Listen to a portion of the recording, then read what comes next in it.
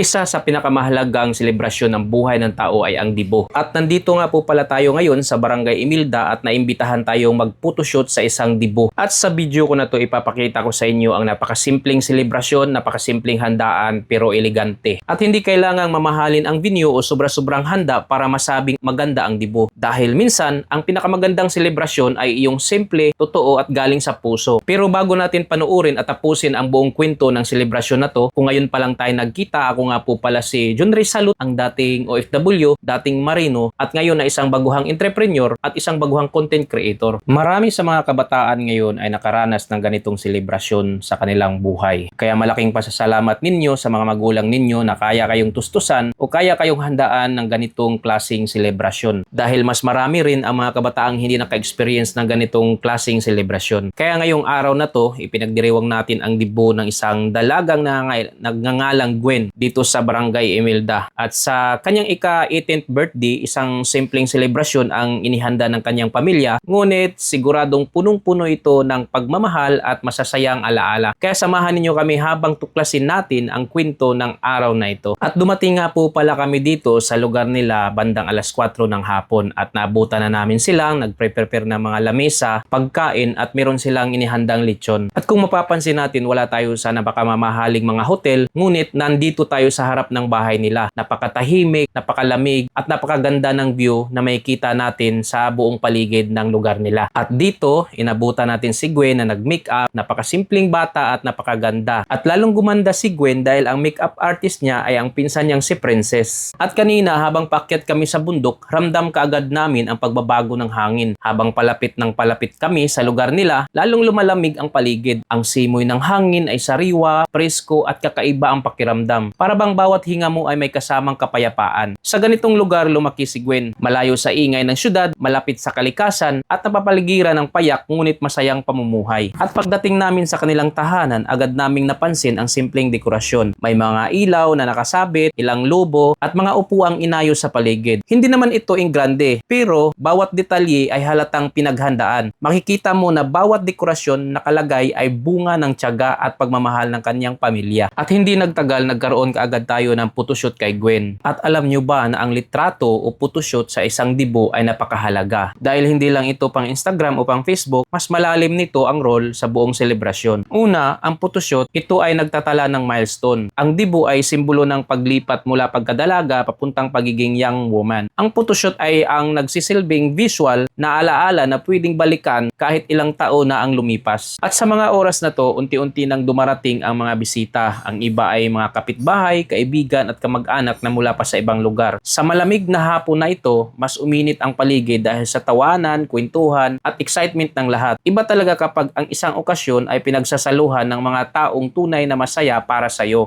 At kung mapapansin natin, habang nagkaroon ng pictorial, si Gwen ay napakasaya at suot ang kanyang napakagandang damit. At kitang-kita sa kanyang mukha ang halo-halong emosyon, hiya, saya at pasasalamat. At ang bawat ngiti niya ay sumasalamin sa kaligayahang dala ng araw na ito. At habang palakad-lakad si Gwen ay kihalubilo sa kanyang mga bisita, nag-entertain sa kanyang mga bisita, nakatingin naman sa kanya ang lahat. Para bang huminto ang oras sa sandaling iyon. Sa gitna ng malamig na bundok, may isang hapong puno ng init dahil sa pagmamahal ng pamilya at suporta ng mga taong nasa paligid niya. At nagpatuloy ang kasiyahan at marami ang bumabati kay Gwen, maging pati yung mga kaibigan niya, at dito nag-umpisa yung kainan at yung selebrasyon ng kanyang kaarawan. At ramdam natin ang pagmamahal at malaking pangarap ng mga magulang ni Gwen para sa kanya. At ginawa din nila ang lahat para maiparamdam sa anak nila na espesyal ang araw na ito. At dito rin natin makikita at maramdaman na ramdam mo talaga ang sakripisyo at wagas na pagmamahal ng isang magulang. At habang tumatagal pa ang hapon na ito, lalo pang lumalamig ang hangin. Pero sa buong pamilya, hindi mo makikita at hindi mo mararamdaman na giniginaw sila dahil abala sila sa lahat ng kasiyahan at ang nararamdaman nila ay ang pagmamahal ng bawat isa. At sa bawat tingin mo kay Gwen, makikita mo na masaya siya. At iyon ang pinakamahalaga sa lahat. Hindi nasusukat sa laki ng budget ang tagumpay ng isang selebrasyon. Hindi kailangang mamahalin ang venue o sobra-sobrang handa para masabing maganda ang dibo. Dahil minsan, ang pinakamagandang selebrasyon ay iyong simple, totoo at galing sa puso. At lagi nating tatandaan na ang dibo ay simbolo ng pagpasok sa panibagong yugto ng buhay. Mula sa pagiging bata, unti-unti nang haharap si Gwen sa mas malaking pangarap responsibilidad at hamon ng buhay. Ngunit kung pagbabasihan ang pagmamahal ng kanyang pamilya at suporta ng mga taong nasa paligid niya, siguradong kakayanin niya ang lahat ng iyon. At para sa iyo, Gwen, happy 18th birthday. Naway manatili kang mabait, masayahin at puno ng pangarap. Huwag mong kalimutan kung saan ka nagsimula at dalhin mo palagi ang kabutihang itinuro sa iyo ng iyong pamilya. Marami ka pang marating sa buhay at ito pa lamang ang simula ng iyong magandang paglalakbay. At sa katahimikan ng bundok, sa ilalim ng malamig na hangin at maliwanag na mga bituin, isang gabing hindi malilimutan ang nabuo. Isang simpleng dibo na nag-iwan ng malaking alaala sa puso ng bawat dumalo. Dahil minsan, ang pinakasimpleng sandali ay siyang pinakamatagal nating naalala. At hanggang dito na lang guys sa video ko na to, at kung nagustuhan nyo ang video ko na to, paki-like, share, and follow my Facebook page at pahit na rin ang notification bell para lagi kayong updated sa tuwing may upload ako na video. See you next time. Broom broom. Bye!